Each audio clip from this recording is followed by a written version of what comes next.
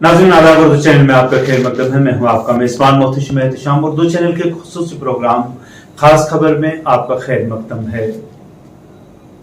नाज़रीन, जनूबी कश्मीर के ज़िला अनंतनाग के कोकरनाग इलाके में जंगजुओं के साथ जारी एक मुसल्लह तसादुम में एक आर्मी कर्नल समेत सिक्योरिटी फोर्सेस के 3 अहलकार जाँ बहक हो गए हैं।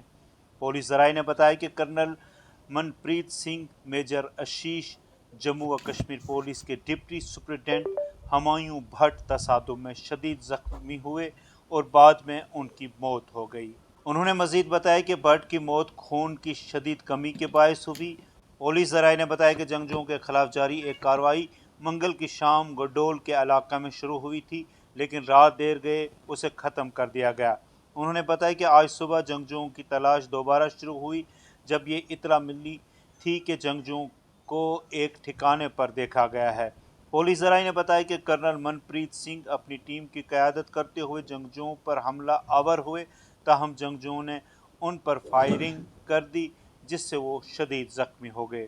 ज़ख्मियों को फौरी तौर पर हस्पताल मुंतकिल किया गया, जहां वो ज़ख्मों की ताप न लाते हुए दम तोड़ गए। कबल अज़ीं पुलिस ज़राए ने बताया कि जंगजुओं की मौजूदगी की इतला मिलने के बाद पुलिस और फौज की एक मुश्तरका टीम ने कोकरनाग में मुहासरा और तलाशी कार्रवाई शुरू की।